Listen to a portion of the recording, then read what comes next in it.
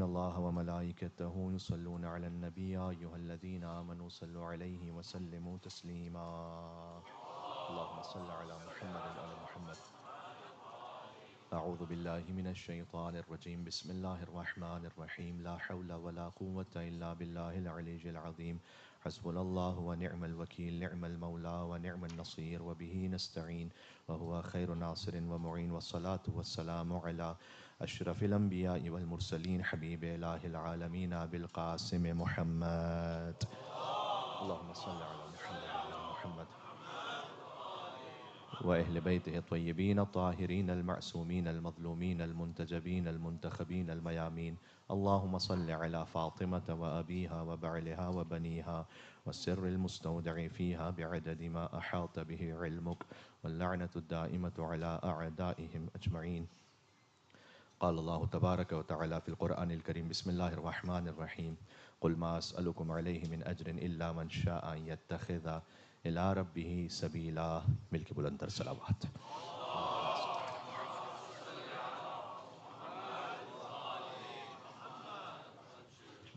جس حد تک ہو سکتا تھا مختصر میں نے خطبہ بھی رکھا تھا کہ زیادہ سے زیادہ رائز بھی ہو سکیں. آپ ایک مجلس آلریڈی سماعت فرما چکے ہیں تو میں اس کو چاہوں گا کہ مختصر لیکن ایک مفید گفتگو یوں ہو جائے کہ سب سے پہلے تو ایام فاطمیہ اس کی جو اہمیت ہے اس کا براہ راست تعلق عقیدہ ولایت سے اور محرم الحرام کی مجالس سے بھی ایک اعتبار سے بہت زیادہ اہمیت رکھتی ہیں ایام فاطمیہ کی مجلس.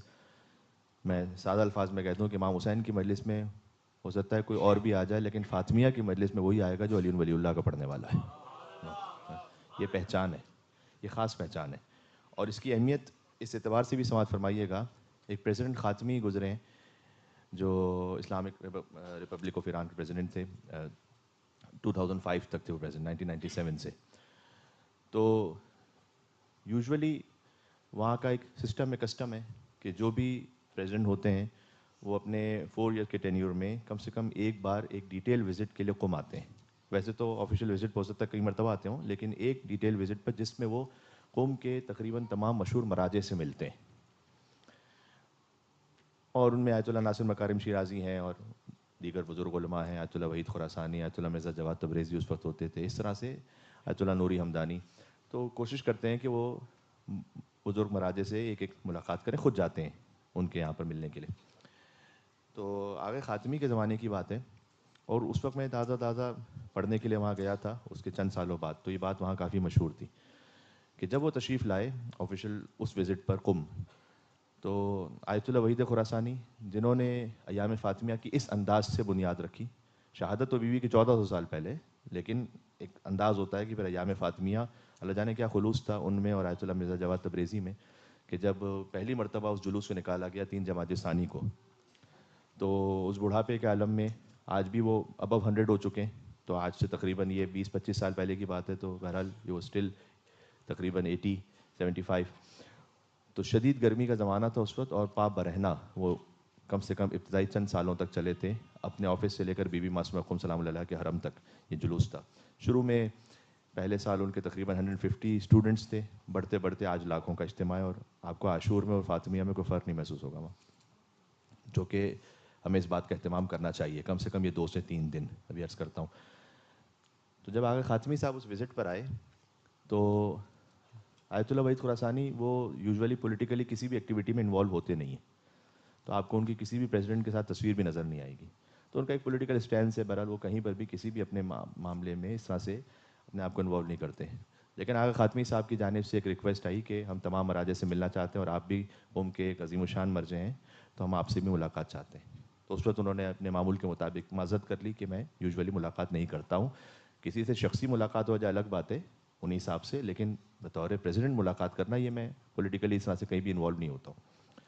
بہرحال وہاں سے کافی زیادہ ریکویسٹ آئی تو انہوں نے کہا میں ایک کنڈیشن پہ مل لوں گا, اپنی زندگی کے اصول کو توڑ دوں گا. یہ بڑی بات ہوتی ہے کہ کوئی 75-80 سال تک اصول پر رہا ہو, اس کے بعد کسی وجہ سے اس کو وہ کہے کہ نہیں میں ایک کنڈیشن کے ساتھ مل لوں گا آپ سے, اور وہ یہ ہے کہ جیسے 10 محرم الحرام کو آفیشیل ہالیڈے ہے ایران میں عاشورہ حسینی پر, ویسے 3 جمادی ثانی عاشورہ فاطمیہ پر آپ آفیشیل ہالیڈے اناؤنس کریں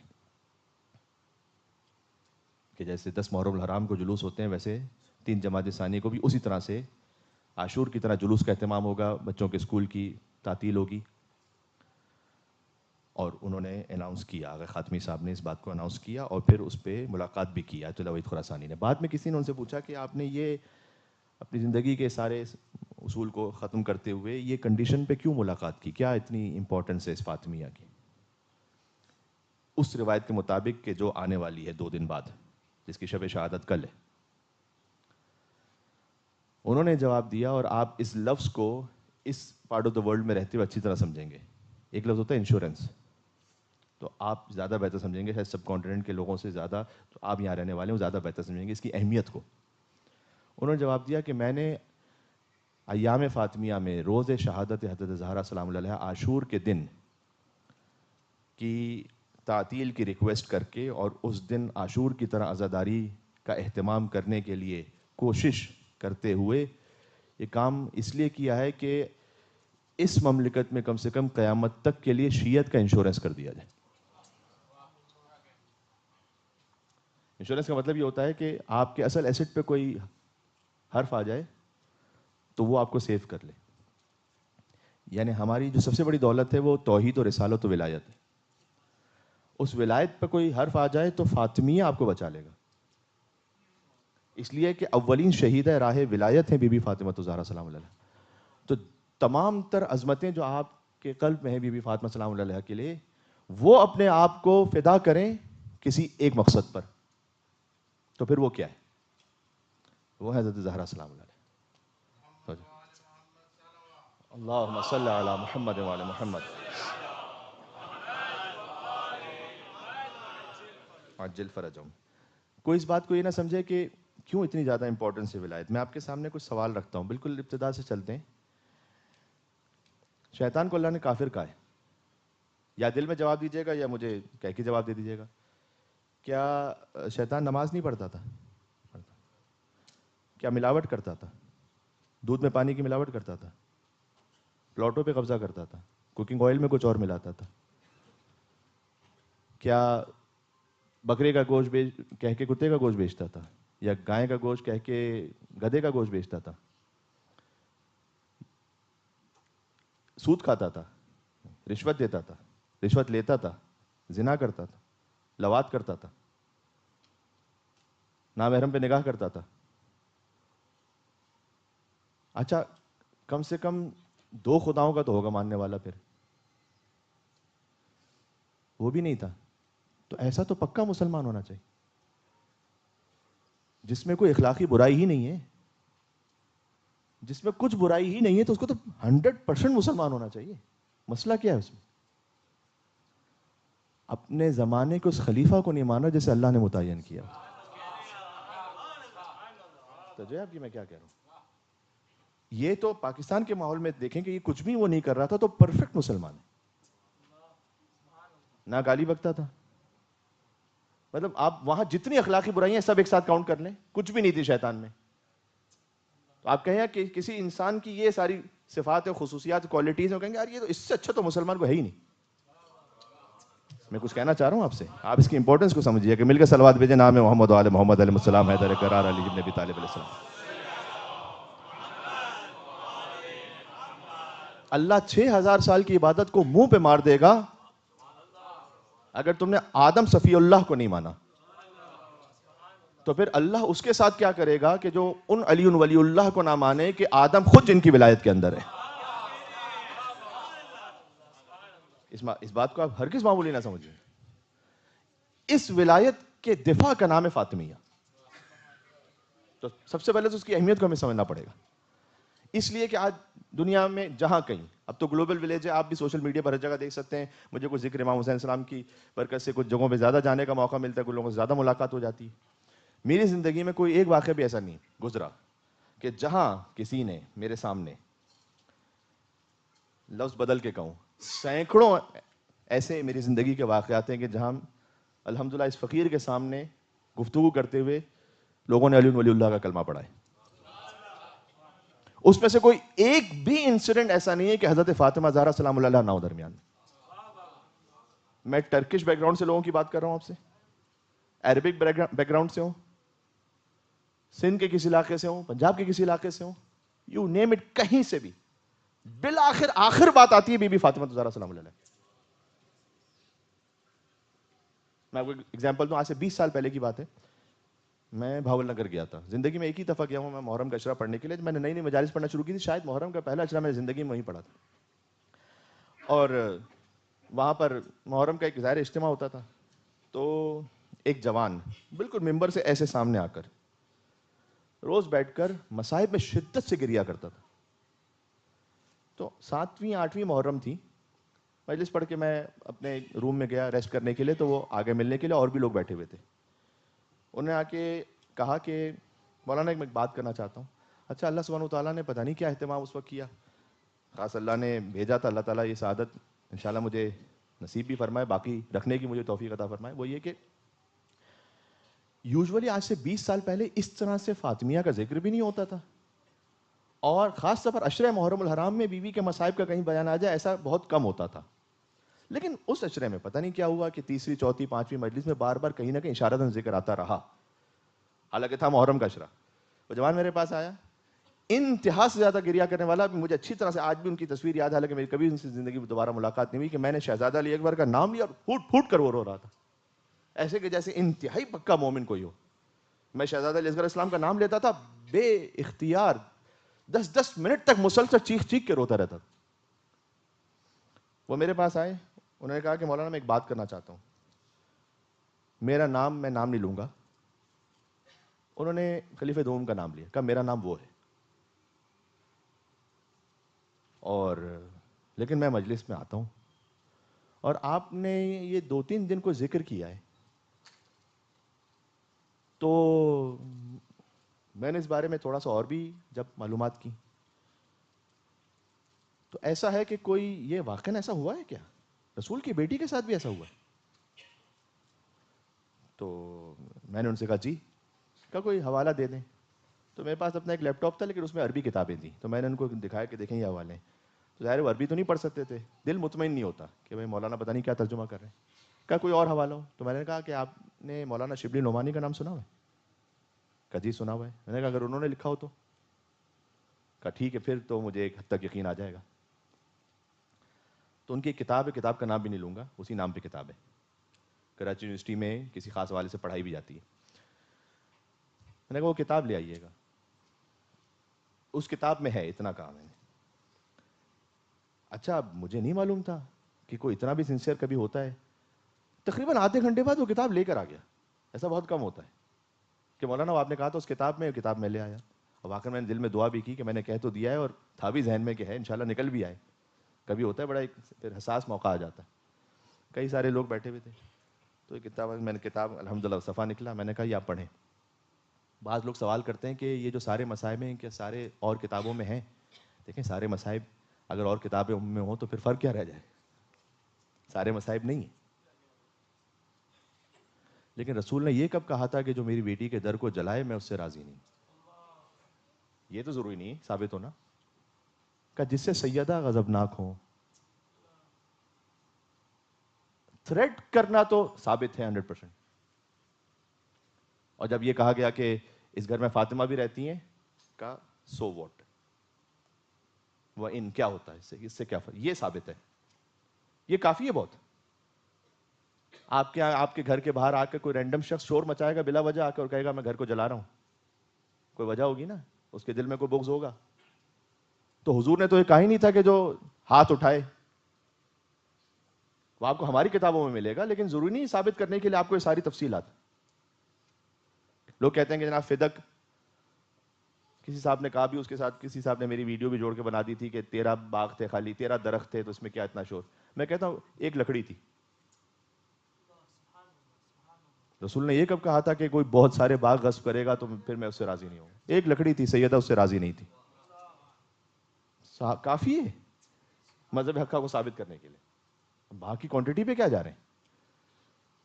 تو اس میں نے کہا کہ پڑھیں. انہوں نے پڑھا, اس میں لکھا ہوا یہ تھا کہ ان کا نام لے کر کے اس وقت انہوں نے رسول کی بیٹی کے گھر پر حملہ کیا, اور کہا کہ میں اسے آگ لگا دوں گا. اور پھر عجب جملہ اللہ نے لکھوایا ہے اسے, اللہ ہی کرواتا ہے. کہا اگر روایت ضعیف بھی ہو تو درایت یہ کہتی ہے کہ ہوا ہوگا. تھوڑا سا اس کو سمجھیے گا. روایت کا مطلب ہے چین آف نریشنز. وہ کہہ رہے ہیں اگر روایت ضعیف بھی ہو, کبھی روایت ہوتی ہے کہ چین آف نریشن جو ہے نا کسی کے مطابق 100% پورے نہیں ہو پا رہی, فرض کی, تو درایت یہ کہتی. درایت کا مطلب یہ ہے کہ جس شخص کے بارے میں بات ہو رہی ہے اس کا کیریکٹر کیا ہے. کبھی آپ اس سے دیکھتے ہیں کہ پھر یہ روایت صحیح ہوگی. تو روایت ضعیف بھی ہو تو درایت یہ کہتی ہے کہ ایسا ہوا ہوگا. انہوں نے لکھا اس میں, اور آگے لکھا انہوں نے کہ یہ ان کی بہت بڑی خدمت اسلام تھی کہ انہوں نے خلافت کے خلاف اٹھتی ہوئی ایک بغاوت کو دبا دیا, چاہے وہ رسول کی بیٹی کا گھر ہی کیوں نہ ہو. اس طرح جسٹیفائی کیا ہے. آپ یقین فرمائیے, کوئی صالح مسلمان ہو نا, میں مومن کی بات نہیں کر رہا, دل پاک ہو جس کا. میں نے اس کو کتاب دی تھی, وہ پڑھ رہا تھا, اس کی آنکھوں سے آنسو بہ رہے تھے. کہہ رہے تھے مولانا رسول کی بیٹی کے گھر پر آ کے کوئی کہے کہ میں آگ لگاؤں گا اور پھر یہ بھی لکھے کہ یہ بہت بڑی خدمت اسلام تھی, میں تو نہیں مان سکتا ایسے بھی.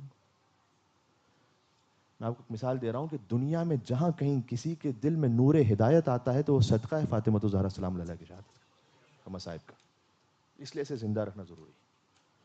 اور میں بات کو ایک منزل پر لا کے تمام کر رہا ہوں آج کی حد تک. کل چونکہ فقط شاید اردو مجلس ہے تو تھوڑا سا اور گنجائش ہوگی کہ بات کر سکوں. وہ یہ کہ آپ نے ہمیشہ یہ حدیث سنی ہے, اہل سنت برادران نے بھی نقل کی ہے, شاید مطلب نہیں سمجھیں کہ اس حدیث سے نکلتا کیا کچھ ہے. اور اتفاق سے ابھی میں آ رہا تھا تو میں نے دیکھا کہ امام حسن سینٹر کے فیس بک پیج پر جو مجلس کا اعلان تھا وہ بھی اسی حدیث کے ساتھ لکھا ہوا تھا کہ ان اللہ یغضب لغضب فاطمہ.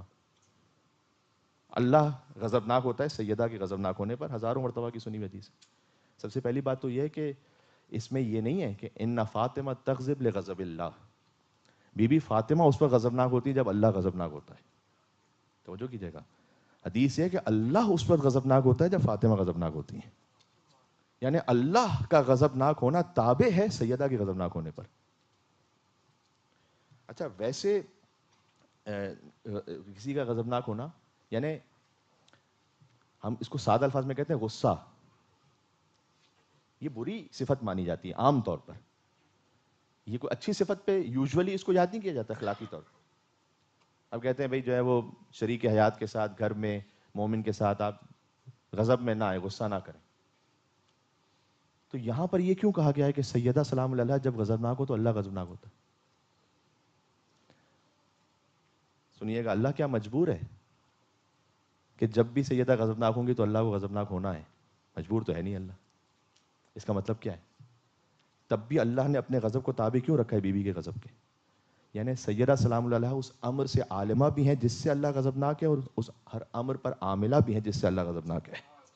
یہ عصمت مطلقہ, ایبسولوٹ انفیلیبلٹی. آپ کو بات سمجھ میں آ رہی ہے؟ آپ عظمت سیدہ پر مل کے یہاں سے وہاں تک صلوات بھیجے گا محمد و آل محمد علیہ السلام پر. اللہم صلی علی.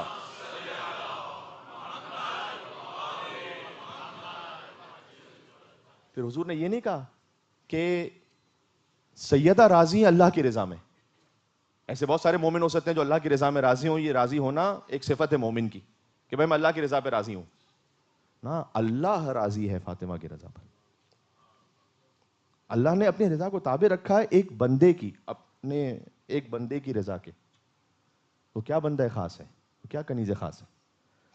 اچھا دیکھیں, اس کا مطلب کیا ہے کہ غضب کی مختلف اقسام ہو سکتی ہیں. میں نے کہا ویسے غضب معمولاً اچھی صفت میں استعمال ہمارے لیے نہیں ہوتا. ایک ہوتا ہے غضب شیطانی. شیطان جو ہے نا وہ وسوسہ کرتا ہے, ابھارتا ہے. کتنے دشمنان اہل بیت ایسے ہیں جن کے دلوں میں غصہ ہے محبان اہل بیت کے لیے. تو ظاہر سی بات ہے غضب کو ممدوح صفت تھوڑی, یہ تو شیطانی غضب ہے. میں آپ کو حجاج ابن یوسف کی ایک مثال دوں.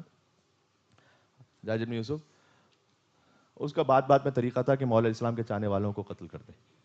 تو سعید ابن جبیر, عاشق امیر المومنین, حافظ قرآن, قاری قرآن, انتہائی متدین, اس میں ایک درس بھی ہے ساتھ میں کہ ہر بار ہر جگہ آپ کو کھل کے ہر چیز کہہ بھی نہیں سکتے آپ. شریعت نے اس کے لیے بھی آپ کو پابند رکھا ہے کہ آپ کون سی بات کہاں کہیں گے. حجاج نے بلایا سعید ابن جبیر کو اور کہا میں نے سنا ہے کہ تم علی کو خلفاء پر ترجیح دیتے ہو, تو بتاؤ کہ ان میں سے کون افضل ہے. سعید ابن جبیر جانتے ہیں کہ یہ چاہتا کیا ہے ابھی. کہ میں کوئی فضیلت دینے والا تھوڑا, جس کو اللہ نے افضل بنایا وہ افضل ہے. جس کو اللہ نے افضل بنایا وہ افضل ہے. کہا نہیں یہ جواب تو نہیں ہوا. بتاؤ ان میں سے جنت میں کون جائے گا.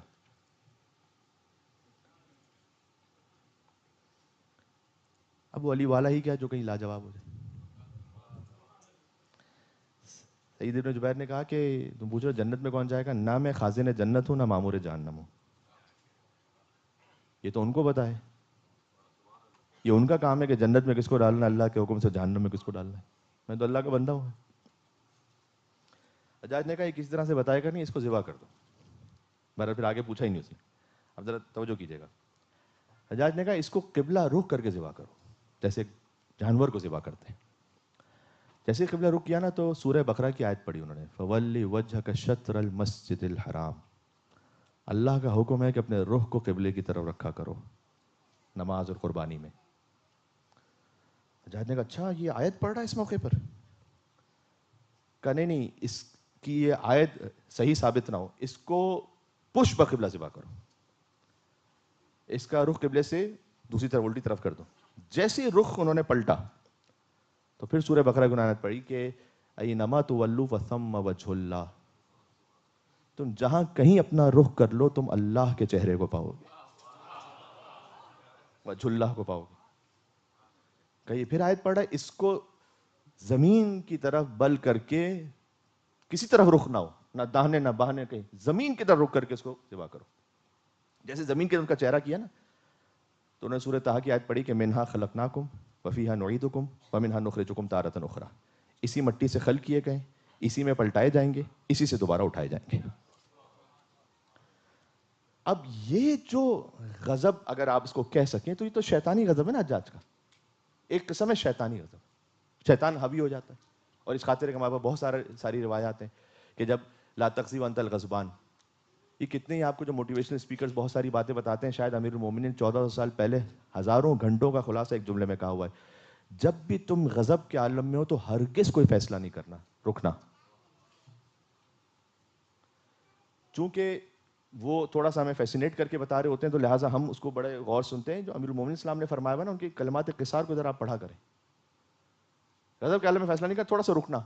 حدیث میں آیا ہے کہ اس وقت آگ ہوتی ہے تو آپ پانی پی لیجئے, کھڑے ہوں تو بیٹھ جائیے, بیٹھے ہوں تو لیٹ جائیے, تھوڑا سا لمبی سانس لے لیجئے. اس لیے کہ کبھی کبھار غضب میں کہا ہوا, غصے میں کہا ہوا ایک جملہ کئی سالوں کی ندامت کو, حسرتوں کو لے کر آتا ہے. کتنی مرتبہ ہوتا ہے, تیرے ایام فاطمہ سے بہرحال اس کا تعلق بھی لہٰذا میں عرض کر دوں, کتنی مرتبہ ایسا ہے کہ چونکہ فیملی لائف کے میٹرز بھی کہیں نہ کہیں علماء کے پاس آتے ہیں, غصے میں اگر آپ نے 10 جملے کہنے ہیں کسی بات پر تو شیطان آپ سے 25 کہلوائے گا, آپ کی زبان رکے گی نہیں. اس وقت ایگو ہوتی ہے نا, کہیں گے ایک بات سنائیں گے, دوسری تیسری چوتھی بات, اس کے بعد کہتے کہتے 5 جملے آپ نے کہنے, آپ 10-15 کہیں گے اپنے ایموشنز کے لیے. 10-15 منٹ بعد, آدھے گھنٹے بعد ہو سکتا ہے آپ کا غصہ ٹھنڈا ہو جائے اور ریگریٹ ہو رہا ہو, یا میں نے کہا کیوں. لیکن ایگو اتنی ہوتی ہے کہ واپس نہیں لے سکتے. اور چونکہ آپ نے وہ 15-20 کہے تو سامنے بھی پھر وہ یہی ری ایکشن آ جاتا ہے. اگر آپ تھوڑا سا تحمل کر کے, ہوتا ہے اونچ نیچ زندگی کے ہر معاملے میں ہوتی ہے, کہیں پر بھی ایسا نہیں ہوتا کہ جو 2 لائف پارٹنرز ہیں کبھی بھی ان میں کبھی کوئی تلخ کلامی نہیں ہوگی, کبھی کوئی گفتگو ایسی نہیں ہوگی کبھی نہ کبھی. آپ کم سے کم غصے کے وقت اگر اپنے آپ پہ ضبط کر لیں اور بعد میں کچھ بات کہہ دیں جو آپ کی گریوینسز ہیں, ہو سکتا ہے وہ جو 10 جملے آپ نے کہنے تھے نا, آپ ساتھ ہی پہ کہہ کے رک جائیں کہ کافی ہے. ایک ہے غضب شیطانی, ایک ہے غضب نفسانی. یہی جو ہم کہہ رہے ہیں کہ وہ غضب شیطانی دشمنان اہل بیت والا ہے, غضب نفسانی ہے.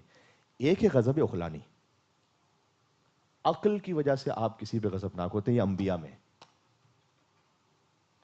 آپ نے حضرت موسیٰ علیہ السلام کا واقعہ پڑھ رکھا ہے. گئے 30 دن کے لیے وَوَعَدْنَا مُوسَىٰ 30 لیلہ، اور 10 دن اللہ نے بڑھا دیے، فَتَمَّ مِیقَاتُ رَبِّهِ 40 لیلہ، 40 راتوں کے بعد واپس پلٹے. پوری قوم گمراہ ہو چکی تھی.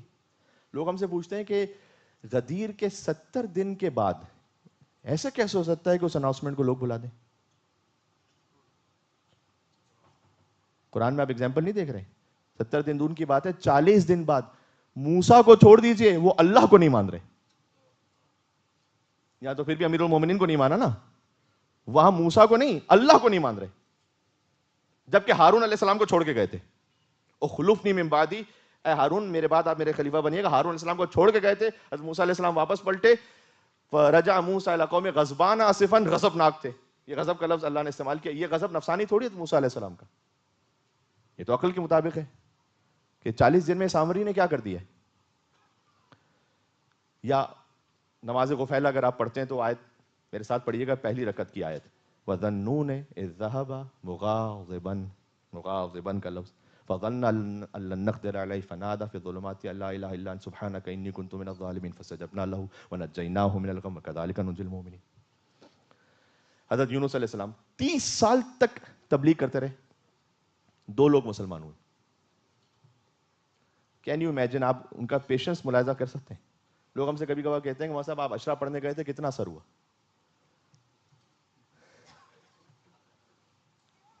کہ کوئی لوگوں نے اثر قبول کیا، کوئی آپ کو اپریشیٹ کیا. تو اس وقت میں اپنے آپ کے سہارے کے لیے یہ واقعہ اپنے دماغ میں لے کر آتا ہوں. یار میں نے 10 مجلسیں پڑھی، اثر ہوا ہو کہ نہ ہو. نبی خدا 30 سال تک تبلیغ کرے اور 2 لوگ، لٹرلی 2. اللہ اکبر، کیا پیشنس. اس کے باوجود بھی اللہ کا کوئی کام حکمت کے بغیر نہیں ہے. اللہ نے یونس علیہ السلام کے غضبناک ہونے کو یہ تعبیر نہیں کیا کہ میں بھی غضبناک ہوں گا. کچھ کہنا چاہ رہا ہوں. اللہ نے اپنے غضب کو کیوں؟ اس لیے کہ جب حضرت یونس علیہ السلام غضبناک ہو کے نکلے، واقعہ آپ کو پتا ہے کہ قوم پر عذاب ہونے والا تھا. انہوں نے کہا یہ تو لاس کیس ہے، 30 سال میں 2 لوگ مسلمان ہوئے تو اب کیا سمجھیں گے؟ لاس کیس ہے نا، بالکل ہی 100%. عذاب نازل ہونے سے کچھ دن پہلے وہ قوم کو چھوڑ کے چلے گئے. اب کچھ بھی نہیں ہو سکتا تو عذاب آئے گا. جیسے ہی عذاب تھوڑا تھوڑا سا قریب آیا، قوم نے توبہ کر لی. حضرت یونس علیہ السلام مچھلی کے پیٹ میں گئے اور اللہ نے کہا کہ اگر آپ تسبیح نہ پڑھتے تو ہم قیامت تک کے لیے آپ کو اسی شکم ماہی میں رکھتے. واقعہ آپ کے ذہن میں وہاں حضرت یونس علیہ السلام غضبناک ہو کے نکلے تھے. یعنی انہوں نے کوئی حرام کام نہیں کیا تھا، لیکن اللہ سبحانہ و تعالیٰ نے گویا کہا کہ نبوت کے عہدے سے ایکسپیکٹیشن یہ تھی کہ آپ آخر وقت تک قوم کے ساتھ رہتے. کیوں چھوڑ کے چلے گئے آپ؟ اللہ کو ادا پسند نہیں ہے. بعد میں انہوں نے توبہ کر لی، عذاب ٹل گیا، یونس علیہ السلام مچھلی کے پیٹ میں چلے گئے. اس وقت جو غضبناک ہو کے نکلے تھے تو اللہ بھی غضبناک ہوا کیا؟ یعنی ہر نبی کا غضبناک ہونا بھی ہمیشہ اللہ کو غضبناک نہیں کرتا. یہ کون ہے؟ فاطمہ الزہرا سلام اللہ علیہا، کہ جن کا غضبناک ہونا مطلق ہے، یعنی جس میں نے کہا ایبسولوٹ انفیلیبلٹی. حتیٰ یہ کہ کچھ آیت اللہ ہے، انہوں نے گفتگو کی ہے. اب یہ ہے غضب عقلانی، یہ غضب نفسانی نہیں ہے غضب عقلانی، لیکن اس سے بھی بڑھ کر ایک ہے. میں بات کو سمیٹ رہا ہوں آج کی حد تک. اللہ غضبناک ہوتا ہے فاطمہ کے غضبناک ہونے سے. حدیث کی تھوڑی سی ایلوبریشن میں نے کرنے کی کوشش کی ہے، اور فاطمیہ کی تھوڑی سی اہمیت. آج کا موضوع یہ رہا ہے. ایک ہے غضب شیطانی، پھر ہے غضب نفسانی، پھر ہے غضب عقلانی، پھر ہے غضب الہی. جہاں محض اللہ کی خاطر ایسے کوئی غضبناک ہو کہ جس کا غضبناک ہونا اللہ تابع کرے اپنے آپ کو کہ یہ غضبناک ہوئی تو میں بھی ہوں. اس کی ایک چھوٹی سی اگزامپل دے دوں. ہوتا ہے کبھی اللہ نے شریعت کے ایک معاملے میں رکھا ہے. جوان سارے تشریف فرمائے، یہ غور سے سنیں. کچھ مستحب عبادت ہیں جن کا ثواب بہت زیادہ ہے. امام رضا علیہ السلام کی زیارت کا ثواب بہت زیادہ ہے. میں بات کو آگے بڑھاتا ہوں. زیارت امام رضا علیہ السلام کی توفیق کو حاصل کرنے کے لیے مرحومین کے اصال ثواب پر یہاں سے وہاں تک بلندر صلوات بھیجے گا. محمد وعلی محمد علیہ السلام. اللہم صلی علی محمد وعلی محمد محمد وعجل فرجہ. امام رضا علیہ السلام کی زیارت کے یوم ولدت امہ، زیارت کر کے کوئی شخص ایسا ہے کہ جیسے ابھی ماں کے شکم سے متولد ہوا ہو، کوئی گناہ نہیں. میں نے خود روایت پڑھی ہوئی، 1 ملین حج تک کا ثواب لکھا ہوا ہے. 1 ملین امام رضا علیہ السلام کی زیارت پر. اس کی اپنی حکمتیں. یہ پھر ایک آدھے گھنٹے کا موضوع ہے کہ کیوں امام رضا علیہ السلام کی زیارت ایک اعتبار سے حتی تمام ائمہ کی زیارت سے افضل ہے. تمام ائمہ، میں نے کسی وجہ سے کہا اس لیے کہ حدیث میں، اس لیے کہ فقط امام رضا علیہ السلام وہ ہیں، میں ایک جملہ کہہ دوں گا جو سمجھ پائے وہ سمجھ پائے. آپ نے امام حسین علیہ السلام کی زیارت پہ ماشاءاللہ آپ گئے تو وہاں کچھ اور اقوام کو بھی تو دیکھا ہے نا، جو امام سمجھتے ہوئے امام حسین کی زیارت کر رہے ہیں. امام حسین کی زیارت میں پاسبل ہے کہ کوئی 12 امامی نہ ہو لیکن وہاں آئے. امام رضا کی زیارت کرنے والا وہ اس بات کا اظہار کر رہا ہے بحیثیت امام، ورنہ اہل سنت بھی آتے ہیں وہاں پر، بحیثیت امام جو امام رضا کی زیارت کر رہا ہے وہ اس بات کا اظہار کر رہا ہے کہ میں شیعہ اثنا عشری ہوں، 12 امامی شیعہ ہوں. ورنہ اور امام کی زیارت سے پہلے اس بات کے لیے آپ کو ہمیشہ یہ نہیں کہہ سکتی، گارنٹی نہیں ہے. ٹھیک ہے. اچھا، امام رضا علیہ السلام کی زیارت یعنی بہت زیادہ ثواب ہے. اب میں آپ کو جو مثال دے رہا تھا، بہت زیادہ ثواب ہے امام رضا علیہ السلام کی زیارت کا، لیکن فرض کیجئے کہ باپ نے منع کیا بیٹے کو کہ نہیں جاؤ. اچھا، باپ بغض اہل بیت کی وجہ سے نہیں کہہ رہا، اپنی محبت و شفقت کی وجہ سے کسی خاص اہتمام سے کہہ رہا ہے مثلا، اور باپ کے لیے اذیت کا ثواب ہے. شریعت کیا کہ اللہ نے کیا کہا ہے؟ اللہ نے کہا کہ نہیں جاؤ. یعنی حتیٰ اگر کوئی باپ کو اذیت دے کر اور ناراض کر کے چلا گیا تو فقہی مسائل میں، توضیح المسائل میں آیت اللہ سستانی نے فتویٰ لکھا ہوا ہے کہ اس کا سفر معصیت کا سفر ہوگا، قصر نماز نہیں پڑھے گا، پوری پڑھے گا. اتنی اہم عبادت، لیکن باپ اپنی شفقت و محبت کی وجہ سے کہہ رہے کہ نہیں جاؤ. یہاں اللہ نے اپنے غضب کو تابع رکھا ہے اس بیٹے کے لیے باپ کے غضب سے.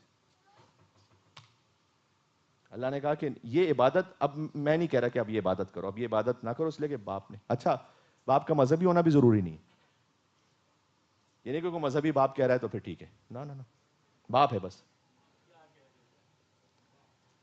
اس جزئی مسئلے میں اللہ نے اس بیٹے کے لیے اپنے غضب کو باپ کے غضب کے تابع رکھا ہے. میں پھر سے کہہ رہا ہوں، خالی اس جزئی مسئلے میں، واجبات میں نہیں کہہ سکتا باپ کہ نماز نہیں پڑھو، نہیں نہیں میں غضب نہ کروں، نہیں ہم تو پڑھیں اس لیے کہ اللہ کا حکم. واجب میں نہیں کر سکتے آپ. باپ یا ماں کہے بیٹی سے کہ نہیں نہیں حجاب نہیں کرو، یہ اس وقت اچھا نہیں لگ رہا، نہیں ہم یہ نہیں کر سکتے، اس لیے کہ واجب کو ہم نہیں چھوڑ سکتے باپ کے حکم سے بھی. لیکن ایک مستحب امر میں اللہ نے اس بیٹے کے لیے اس جزئی بات میں اپنی رضا کو باپ کی رضا کے تابع رکھا ہے. اس بیوی کا کیا مقام ہے کہ اللہ نے پوری کائنات کے رضا کو ہر مسئلے میں جس بیوی کے تابع رکھا ہے، پوری کائنات کی رضا کو.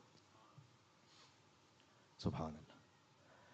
اس لیے جو مرکز اللہ نے بنایا نا حدیث قصہ میں، بات کو میں سمیٹ رہا ہوں، آپ جانتے ہیں حضور مکرم کو نہیں بنایا گیا جبکہ افضل کائنات ہے، کسی خاص وجہ سے، کسی خاص وجہ سے. حدیث قصہ کے چند جملے پڑھتا ہوں برکت کے لیے. انی ما خلقت السماء مبنیہ ولا ارضا مدحیہ ولا قمرا منیرا ولا شمسا مضیہ ولا فلکا یدور ولا بحرا یجری ولا فلکا یسری الا فی محبت هؤلاء الخمسہ الذین هم تحت الکسا. نہ میں نے آسمان کو بلند کیا، جہاں کہیں مجلس ہوتی ہے، چاہے اس مقام پر ہو رہی ہے، بہرحال ایک چھت موجود ہے، پہلے سے فرش بچھایا گیا ہے تاکہ یہاں پر مجالس ہوتی رہے، عبادت ہوتی رہے، روشنی کا انتظام ہے، باہر پانی کے لیے انتظام ہے، آپ اپنے گھر میں اہتمام کریں. جہاں کہیں کوئی مجلس پنجتن کے لیے آپ منعقد کرتے ہیں، آپ ایک خدائی سنت پر عمل کر رہے ہوتے ہیں. میری بات پہنچ رہی ہے میں نے کیا کہا؟ اس لیے کہ اللہ کی یہ سنت رہی ہے کہ میں نے آسمان کا شامیانہ نہیں لگایا، میں نے زمین کا فرش نہیں بچھایا، میں نے سمندروں کو نہیں بہایا، میں نے کشتیوں کو نہیں چلایا، میں نے سورج و چاند کو روشن نہیں کیا، الا مگر فی محبت ہؤلاء الخمسہ، ان 5 کی محبت میں.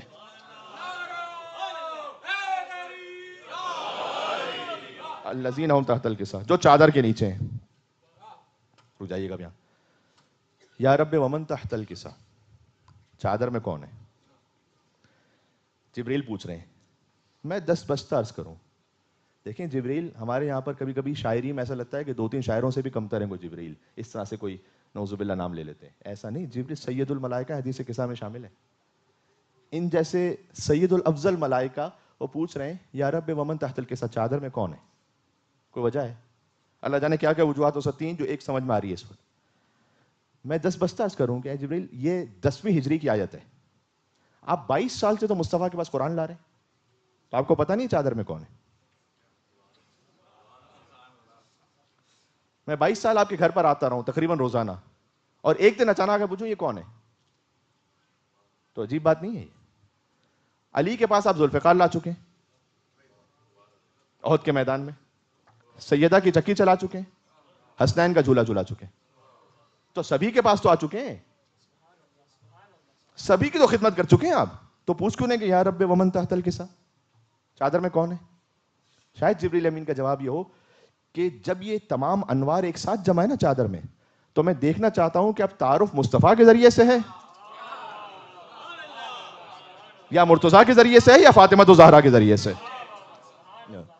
اس وقت اللہ سبحانہ وتعالیٰ نے کہا، حدیث قدسی ہے یہ، یا رب ومن تحت الکسا ہم اہل بیت النبوہ، نبوت کے اہل بیت ہیں، ومادن الرسالہ، رسالت کی کان ہے، ہم فاطمہ تو بلندر صلوات کا حق بنتا ہے یہاں محمد علیہ محمد علیہ وسلم۔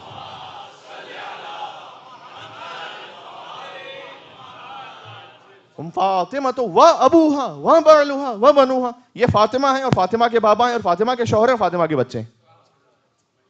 پروردگار یہ معاملہ کیا ہے؟ سارا مرکز ہی تو نے بی بی کو بنا دیا بس۔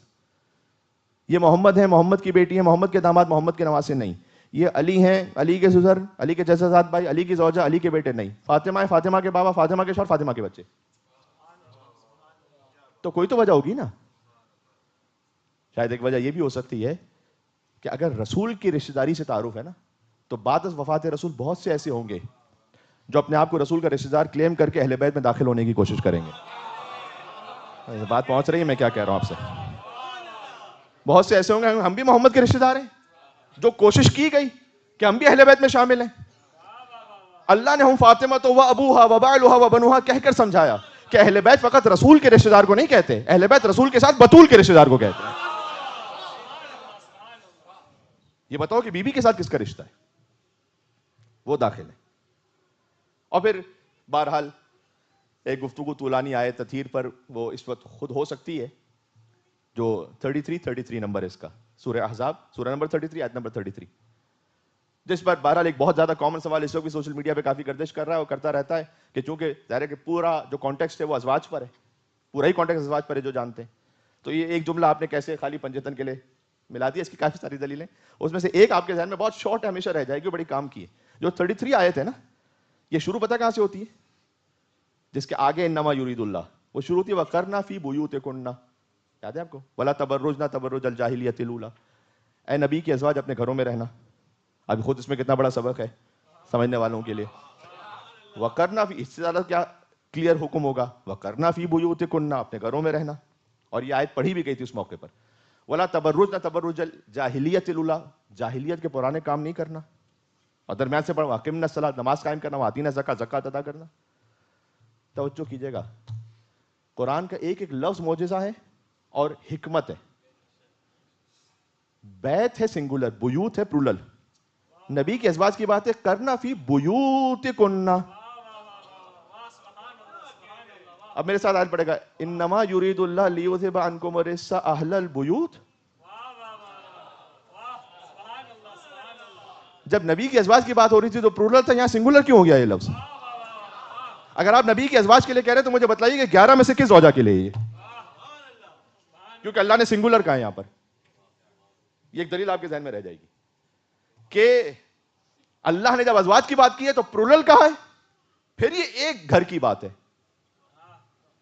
سنگولر، اہل البیت وَيُطَہِّرَکُمْ تَطْہِیرًا۔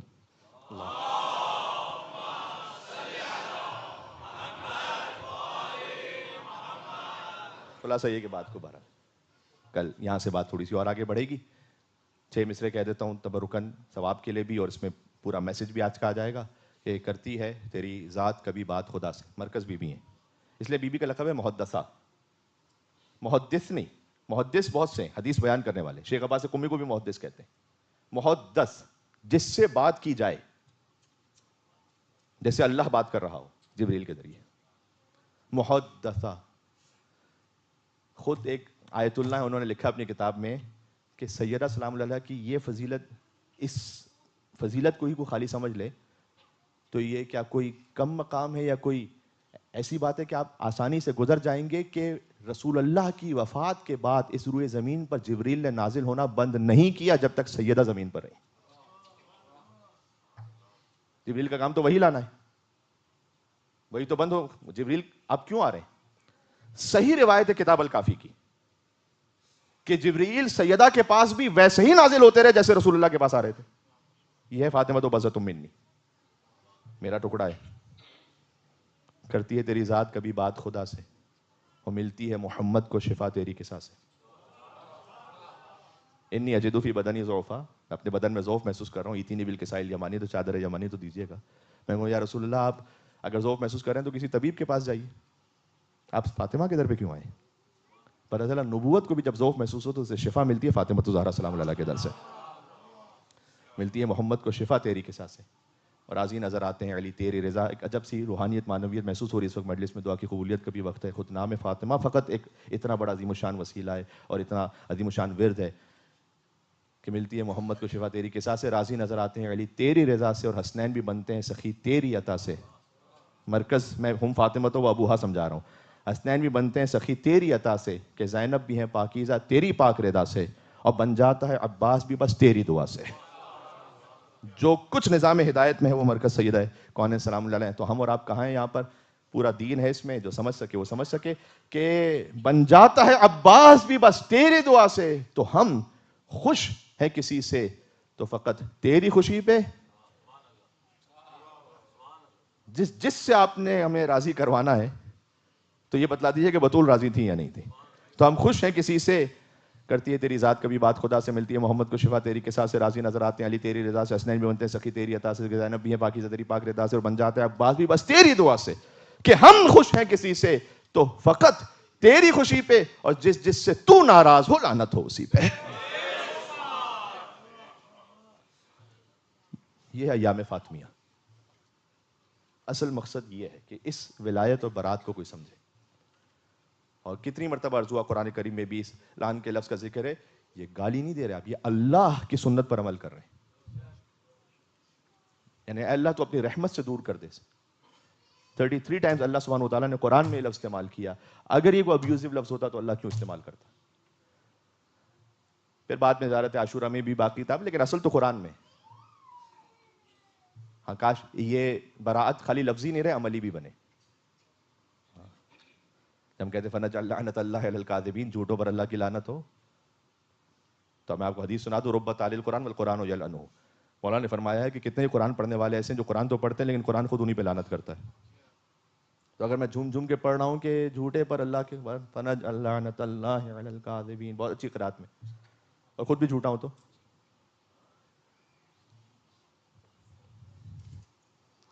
مولانا نے فرمایا کتنے قرآن پڑھنے والے ایسے ہیں کہ قرآن خود ان پہ, وہ قرآن پڑھتے ہیں قرآن ان پہ لعنت کرتا ہے, کیونکہ وہ آیت ہی وہ پڑھ رہے ہیں جس میں خود شامل ہے. وَلَعْنَةُ اللَّهِ عَلَى الْقَوْمِ الظَّالِمِينَ. اور میں خود ہی بڑا ظالم ہوں. وہ کہتے ہیں نا فرعون خالی مصر کا نہیں تھا, فرعون گھر کا بھی ہو سکتا ہے. خیر پھر یہ ایک الگ موضوع ہے. بہرحال بات آپ تک اچھی طرح پہنچ گئی انشاءاللہ. چلے اس صدیق کبریٰ کی خدمت میں کہ قتل الحسین بالمدینہ.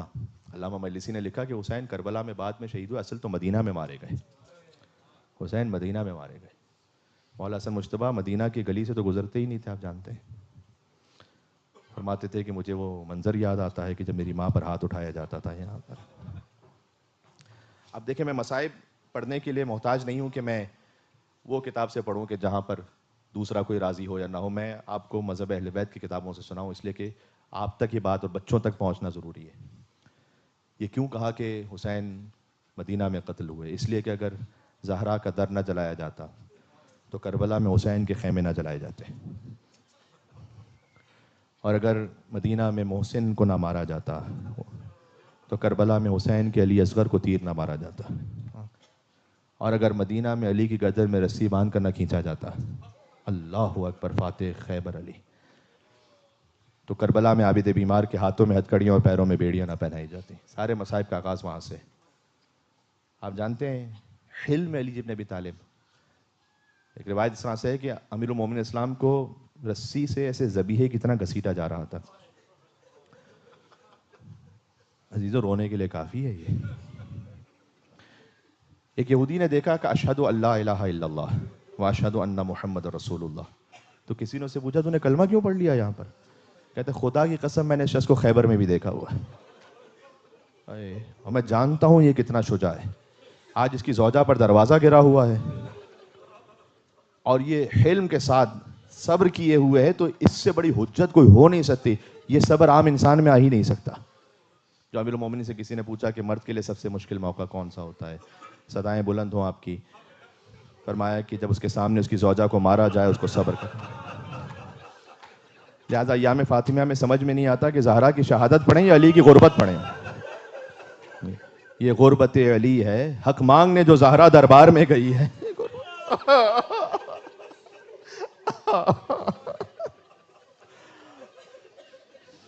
میں آج مولا علی کی غربت کچھ آپ کو سناؤں, کل شہادت کی شب ہے تو پھر شہادت کے مصائب کے کچھ پڑھوں گا.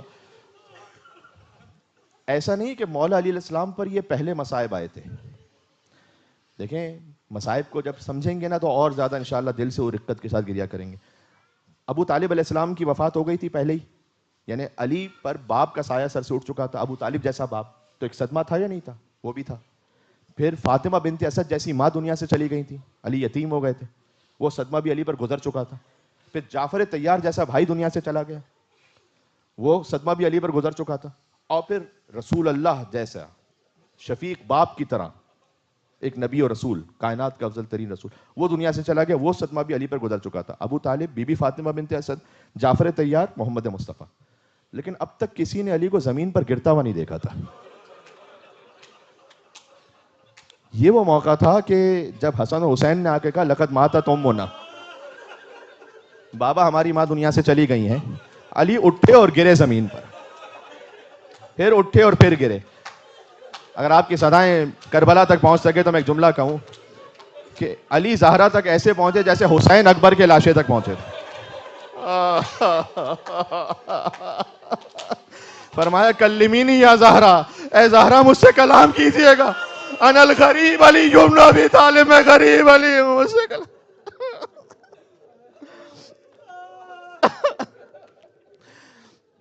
ایک روایت اس طرح سے, بی بی زہرا کی شہادت کے بعد جب دفن کیا نا 3 جمادی ثانی, جو قم میں زیادہ معتبر تاریخ سمجھی جاتی ہے اور جس کے آستانے پر ہم ہیں, کل شب شہادت ہے. آپ سے خدائے حسین کا واسطہ ہے کہ ضرور مجلس میں شب شہادت حضرت زہرا اس لیے تشریف لائیے گا کہ ہمیشہ محرم الحرام میں کہتے ہیں کہ حسین کے مصائب ہیں, بی بی فاطمہ پرسہ لینے آئی ہیں.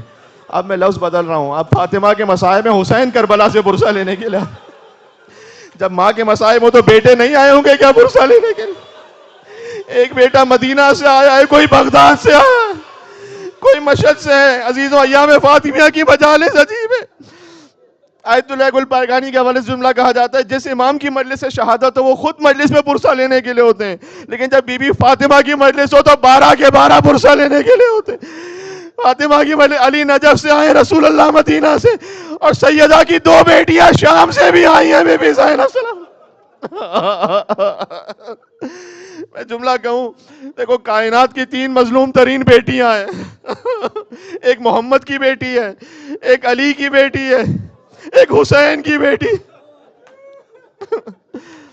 محمد کی بیٹی فاطمہ ہے, علی کی بیٹی زینب ہے, حسین کی بیٹی سکینہ ہے. محمد کی بیٹی دربار میں گئی ہے, علی کی بیٹی دربار میں بھی گئی ہے, بازار میں بھی گئی ہے.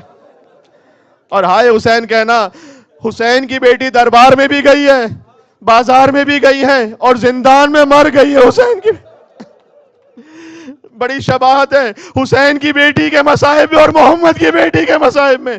وہاں علی غسل دیتے ہوئے برداشت نہ کر سکے, اور یہاں زندان شام میں غسالہ فریاد کرتے ہوئے آئے کہ اس بچی کو کتنے تماچے مارے گئے, اس کا خون بھرا کرتا اس کے جسم سے الگ نہیں ہوتا. خدا آپ کی آوازوں پر رحمت نازل فرمائے, خدا کوئی غم نہ عطا فرمائے, خدا فاطمہ کے بچوں کے صدقے میں آپ کے بچوں کو شاد و آباد رکھے. تو یقین جانو یہ میری اپنی دعائیں نہیں ہیں, یہ صادق آل محمد جب سجدے میں جاتے ہیں تو کہتے ہیں وَرْحَمِ الصَّرْخَةِ الَّتِي كَانَتْ لَنَا, اے اللہ تو ان چیخوں پر تو رحم فرما. اس لیے جب بھی فاطمہ کے مصائب میں رونا ہو کم سے کم ایک بار چیخ مار کر یا آپ کی صدا پہنچے اس دکھیاری ماں تک کہ جو مدینہ کی گلیوں میں چلا کرتی تھی، بچے دیکھا کرتے تھے کوئی ایسے مصائب میں پڑھ نہیں سکتا، سیدہ زمین پر گر جاتے تھے. میں مولا علی کی غربت پڑھ رہا تھا، آخری جملہ پڑھوں. اللہ اکبر. جب زہرا کو سلام اللہ علیہا دفن کر چکے علی ایک ہفتے تک گھر سے باہر نہیں آئے تھے. تو سلمان، ابو ذر، مقداد، عمار یہ سب جمع ہوئے، کہتے ہیں کہ علی گھر سے باہر نہیں آتے مولا امیر المومنین. انہوں نے عمار سے کہا کہ عمار شاید تم اچھی طرح بات کر سکتے ہو، جاؤ مولا علی سے کہو کہ وہ گھر سے باہر تشریف لائے. ایک مرتبہ عمار گئے، دق الباب کیا، علی باہر آئے. علی نے دروازہ کھولا، کہا عمار کیسے آنا ہوا؟ کہا مولا آپ کی زیارت کرنا چاہتے ہیں، 7 دن تقریباً ہو گئے اب گھر سے باہر نہیں آئے مولا. کہ عمار مجھے وہ وقت یاد آتا ہے جب میں سیدہ کو غسل میت دے رہا تھا تو پہلو شکست تھا.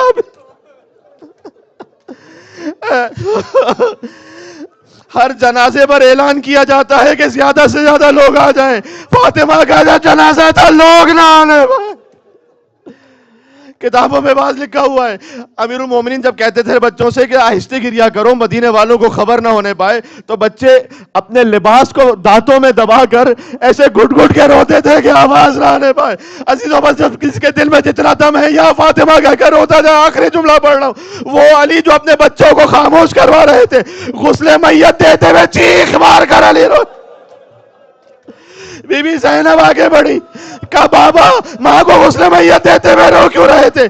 کہا بیٹی تیری ماں کے پہلو میں تازیانے اور گھوڑے کا نشان. میرا دل کہتا ہے بی بی زینب نے گریہ کیا ہوگا، لیکن علی نے تسلی دے کر کہا ہوگا بیٹی اتنا یاد رکھ تیری ماں نے فقط ایک تازیانہ کھایا تھا، لیکن تجھے کربلا سے کوفہ سے شام، اللہ جانے فاطمہ کی بیٹیوں نے کتنے تازیانے.